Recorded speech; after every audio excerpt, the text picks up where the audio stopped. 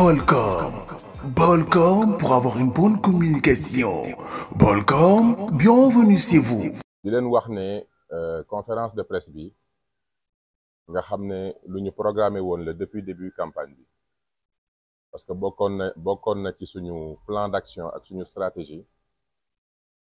le vendredi nga xam ne mooy dernier jouru campagne bi ñu jël suñu temps wax ak askan wi en tant que membre directoire campagne bi bokk ci pool bi nga xam ne dañu chargé wu ci lépp luy argument contre argument ak lutter contre lépp luy manipulation bi nga xam ne mën na tax sénégalais bi voter alors que vote bi mu voté mi ngi ko voté sur la base d'une information ou sur la base du argument boo xam ne nit mën na ko dégg jàpp ne lu yenu maanaa la mais boo gëstoo tuuti rek xam ne ay pexe la yu sore ak xam-xam te dañuy faral di wax ne xam-xam dafa uute ak pexe ma joxoon nag mission quelques membres de mon staff pour que ñu jël temps def une analyse de l'ensemble des arguments que l'opposition d'une manière générale a tendance à mettre en avant pour se frayer une petite place au niveau d'une assemblée nationale bu nga xam ne dafa nekk assemblée nationale bu am solo pour ñun. Comme vous le savez, ça fait 10 ans que le président Ousmane Sonko, le président des Patriotes du Sénégal, dafa mëne xeex boo xam ne bakkanam mënoon na ci rot ndax ay bakkan rot na ci ay deret tuuru ci ñu dig ñu ci ay milliards ñu bañ ko dig ñu ci ay postes ñu refuser ko amut lu ñu dundul pendant ces 10 ans dissolution insulte lu ne dund nañ ko lu nit xalaat ci politique rek parti bii nga xam ne daanaka mooy parti bi mujjee judd ci parti yu mag yi dund nañ ko ci 10 ans yi teewul dañ ci dëggu ànd ceeg gor ànd ceeg ngor ba suñu borom def li ko neex mooy jël le projet de souveraineté mu nekk liy dox ci réew mi guddi yi ñu toll jël son excellence le président Bassirou Diomaye Diakhar Faye mu nekk à la tête de l'exécutif la tête de ce pays premier Ousmane Sonko nekk le premier ministre ñu teg un gouvernement di jéem a doxal li nga xam ne ñu ngi koy doxal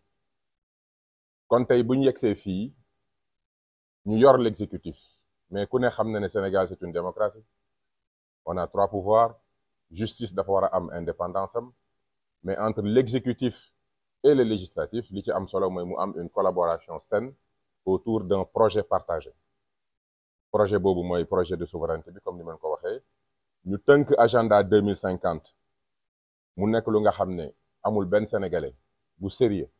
bu mën a wax ne agenda bi jëlul en compte la totalité des priorités des sénégalais mën nañ ko nag gën a leeral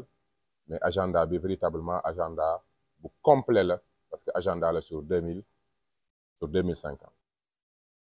donc tey bu ñu ñëwee ba fii day am solo comme ni ma ko waxee agenda boobu pour ñu doxal ko dañu soxla exécutif bu accès wu ci li ñu digle ak sénégalais yi mais soxla aussi des députés yu nga xam ne xam nañ pourquoi les sénégalais se sont sacrifiés pendant toutes ces années dañu soxla d'honorables députés des hommes et des femmes yu nga xamante ne nii xam nañ am nañ un sens de la république gëm nañ démocratie mais surtout gëm nañ le projet de souveraineté parce que loolu la sénégalais yi wax ne moom la ñu soxla député yi du député Massamba du député Mademba député askan wi la askan wi nag moo décidé ne dafa bëgg Sénégal liñ naan souveraineté patriotisme doon li nga xamante ne nii ci loolu lañ ko war a gouverner donc dafay am solo balaa ñuy dem ci mbañ gàcce yi di tànn député yi ñu wax ak askan wi ne leen képp koo xam ne patriotisme ak se battre pour la souveraineté de notre nation dans une logique panafricaniste boo gëmee loolu yoon waa ngi nii am na 2 éléments yoo xam ne on l'a remarqué mu nekk 2 orientations c'est pas très profond comme élément d'analyse technique mais c'est des éléments de vision te ku xam planification des politiques publiques xam nga ne une vision a une quintessence technique parce que c'est la vision qui oriente le reste am na fi opposition bu nga xam ne jéem naa analyser le contenu des programmes mais daanaka doo gis ay éléments de programme mais seen slogan daal dañ ko tuddee sàmm sa kàddu et je trouve que c'est problématique parce que nit boo ne yow da nga gëm da nga xam sa bopp xam sa réew di lancer wu en politique booy décliner une vision et des programmes da nga ko war a décliner par rapport ak sa ngëm-ngëm mais doo nekk dans une logique réactionnaire tu ne réagis pas à Ousmane Sonko pour def benn programme tu dis pas que Ousmane Sonko liñ ko gën a xamee mooy dëggu ak sàmm kàddoom yow nga ne da ngay créer coalition tuddee ko sàmm sa kàddu juste pour contre-argumenter loolu yaakaar naa xayat yi gënu koo doy waar nit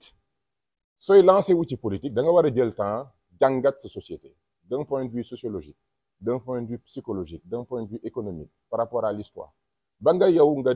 décliner une vision une conviction en toi conviction boobu mooy décliner ta vision say slogan c'est lépp mais quand tu es en mode réaction da ngay gis ne véritablement c'est Ousmane Sonko qui même pour certains opposants moo leen di inspiré di définir seen tempo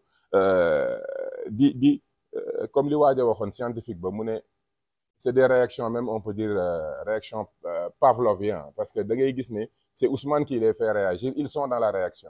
réaction nag ku ci décliner vision politique kooku kenn mën na la wax ne mën nga yorum réew c'est pas possible bi ci topp dama gis ñu nga xam ne dañuy mettre en avant logique gu nationalisme nga xam ne boo seetee ci histoire nationalisme moo andi impérialisme fa am lien bu ci am li may wax nii historiens yi ñoo ma ko gën a xam dañ ko dem jàng foo gis impérialisme am fa doole ñu justifier ko rek nationalisme moom moo ko suuxat donc nañu moytu logique boobu repli de soi la mooy maanaam da nga jàpp ne yow moom yaa gën ñëpp nga xeeb leen teg ci ñoom kàddu yoo xam ne dafay doy waar repli de soi lay andi mooy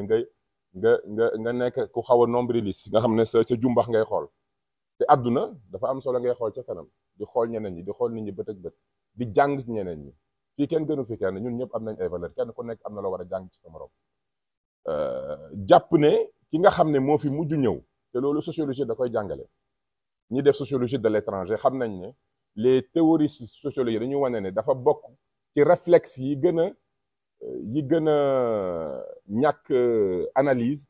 mooy ñu ne ci mbooloo dara xew rek nga ne li fi xew aw fi woon ki fi mujjee ñëw moo ko andi loolu bokk na réaction yi gën a doy waar étranger bi rek la ñuy jiiñ li fi mujjee xew loolu du analyse bu profonde l'étranger est toujours fautif loolu day andi genre inégalité booy créer ci réew alors que ne les humains ont tous des droits fu ñu mën a nekk nit koo gis fu mu nekk am na fa ay droits yooyu dañ ko war a préserver ni mu war a respecter loi yi mu fa fekk noonu lañ war a respecter ay droits am donc vision la boo xam ne logique politique la bu nga xam ne avant may dugg ci yenn points yi après fii maa ngi rek ci l'analyse des deux orientations vision que je trouve très problématique je considère que nit munoo tey képp ku ne da nga bëgg a développer Sénégal parce que nag nañu waxante dëgg finalité wu politique publique mooy le développement organisation moo koy andi une société qui s'organise se développe toute entité qui s'organise se développe cette organisation da nga ko war a teg sur la science mooy tax nga xam sa suuf noo ko war a utiliser sa géej noo ko war a utiliser alal ji nga am pétrole bi gaz bi yooyu yëpp xam-xam la même l'industrie c'est la science les nouvelles technologies qui nous amènent à cela donc loolu mooy le vrai débat du développement c'est la science et le développement et aussi important aucune nation ne peut se développer toute seule nation yëpp brassage dafa war a am suñu diggante surtout ñun ñuy woote panafricanisme mu nekk suñu gëm-gëm donc idéologie bu nga xam ne da ngay ne sa réew jàpp ne li la naqari di wala ko teg te dama koy wax képp koo xam ne da nga jàpp ne nationalisme dafa nekk lu nga xam ne lu baax la pour Sénégal kon da nga war a bëgg Marine Le Pen waaw munoo bañ ndey ja ba noppi bëgg doom ji c'est pas possible te Marine Le Pen ku ko dégg xam ne c'est une catastrophe li muy wax am na ñoo nga xam ne il se targue d'avoir fait une dizaine d'années à l'étranger xëy na Ousmane musta voyager waaye am na ay doomu ndeyam yoo xam ne def nañ 20 ans ci àll bi à mon exemple j'ai fait 10 ans en Europe 10 ans en Amérique du Nord donc li ñuy teg un étranger ñun xam nañ ko ba nag bu ñu fàtte notre population bi nga xam ne dafa tukki li ñuy représenté ci chiffre d'affaires rek li ñuy andi ci alal ci réew mi c'est 1500 milliards kon bu ñu nekkul dans une logique de diplomatie des affaires dans une logique di waxtaan ak di améliorer leurs conditions en toute intelligence parce que nag réew boo gis dafa am souveraineté ci réewam parce que ñun loolu la ñu woote souveraineté donc am na ñu nga xam ne diplomatie moo koy régler waxtaan ba améliorer les conditions des Sénégalais qui sont à l'extérieur tout en créant des conditions de réciprocité yoo xam ne day tax te loolu la le président wax réciprocité mooy defal ma lii ma defal la lii nangul ma lii ma nangul la lii parce que nit ki li nga koy wax mu nangul la ko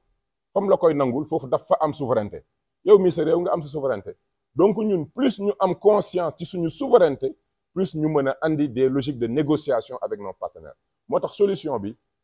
c'est patriotisme la ak projet de souveraineté parce que tant qu'on accepte que problème bi ñu am mooy dañu war a liggéey ba téye suñu souveraineté que ce soit civique économique yooyu yëpp loolu dina créer équilibre avec toutes les négociations qu'on va avoir d'un point de vue diplomatique d'un point de vue économique ak lépp lu mën a doon dinañ mën a am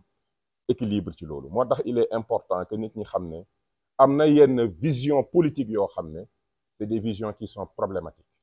mën nga ko wax tey parce que c'est tàng na neex na nga seet koo xam ne dafa nekk minorité ci réew mi ngay dal ci kawam mais bul fàtte ne sa doom minorité ne la feneen mën nañ dal ci kawam aussi donc yenn yi nit ku responsable nit ku jàng évoluer à l'étranger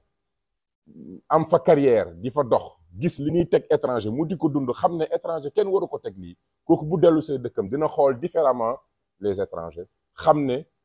mën nañu nekk une richesse et bien évidemment dañ leen war a organiser dañ leen war a encadrer te aussi damay wax foofu lu am solo am na benn désordre boo xam ne ñu ngi ko constaté ñun on est là depuis 6 mois on ne peut pas nous tenir pour comptable d'une mauvaise organisation bu nga xam ne daf fi nekk pendant 10 20 30 40 ans ça aussi c'est un mauvais procès qu'on nous fait donc premier point d'analyse bi mooy ces deux orientations sàmm sa kàddu qui est vraiment d'une logique de réaction je peux dire pavlovienne et des visions politiques qui sont problématiques qui ne peuvent pas tenir dans l'environnement économique bi nga xamante ne nii développer réew dafa laaj échange diplomatie et économie am na yoo xam ne boo ko fi juree événement naar yi yàggu fi ñun ñëpp c'est frais dans nos esprits gis nañ loo def sa doom fii ñu def ko sa njaboot fële donc am na yoo xam ne di ko commencer ci dëkk véritablement c'est parce que sa sagesse en termes de politique xaw na des tuuti damay wax rek ne ba ñu lancé woo ci politique ba léegi ñun patriotisme idéologie bi nga xam ne moom lañ mettre en avant mooy idéologie bi nga xam ne dañu pragmatique on est des patriotes et on est pragmatique parce que lépp lu ñu gis ne lii mën na andil njëriñ réew mi bu dee dafa nekk ci socialisme nekk ci libéralisme ñu gis dara ci yeneen lépp loo xam ne nit da koy wax rek gis nañ ne lii mën na andi njëriñ dañ koy jël parce que ñun on est des patriotes moo tax ñu naan on est dans une logique pragmatique équilibre lañ nekkuñu dans les extrêmes bokkuñu moo tax képp ku nekk ci dans des logiques d'extrémisme véritablement ñun duñu bokk ak yow orientation politique dañu fonk liberté des citoyens respect de l'ordre public ak képp koo xamante ne foo mën a nekk bëgg cohésion sociale et d'ailleurs c'est pour ça que agenda 2050 bi boo gisee posture président de la République posture la bu nga xam ne dafa bëgg mobiliser ñëpp autour de l'agenda 2050 parce que dañu woote une transformation du Sénégal et ça doit se faire avec tous les Sénégalais et c'est extrêmement important reconnaissance du rôle de l'État lii mooy patriotisme ñu teg ko nag sur des productions Ousmane Sonko premier ouvrage bi mu proposé c'est pétrole et gaz chronique d'une spoliation et au-delà il a fait énormément de contributions te ñun suñu logique politique mooy mën nañ développer ci réew mi sur la base de nos ressources dama koy wax ci campagne bi ne yàlla du ubbi gémmiñ te defu ci suuf wala dugub te comme ñu ngi dund nañ jàpp ne dugub saa ngi fi li ma bëgg a wax mooy réew mii 18 millions yi yàlla def na ci réew mi lu tax nit ñi dund liggéey ba jaay desal ñun ñoo ko nag war a defee ni ñu ko war a defee suñu ressources yi ne ci géej gi nañ ko andi fii def des industries récupérer la valeur nga xam ne tubaab bi buy jot ci li jóge suñu géej day jot un produit fini ce qui fait que dañuy fay le plein pot nit ki bu ñemee géej jël sa thon jël sa poulpe jël say homard ak say calmar dem ak moom fay la lu ndaw kooku jël na loo xam ne bu ko développé réewam jaay ko day encaisser alal ju bëri si tu l'obliges à mu débarquer ko fii industrialiser ko fii dina andi xam-xam parce que ñi fay liggéey dañ leen di former ci industrie emploi ouvrier ensuite dina fi fay impôt fay fi salaire ba noppi bu ñu participer ci actionnariat bi buy waree fay dividende ñu am ci suñu wàll loolu on est sur le plein pot ba noppi produit biy génn fii c'est un produit qui est prêt à la consommation donc ki koy jënd ci réew mi day payer le plein pot sur la chaîne de la transformation da koy yóbbu rek waa bitim réew consommé loolu day yokk alal ci réew ñun ci loolu lañ nekk industrie extractive industrie agroalimentaire industrie dans le domaine de la manufacture ba noppi relancer les services tourisme culture gis ngeen démb le discours du président Ousmane Sonko au niveau de Dakar discours bu extraordinaire sur ce que doit être le pôle territoire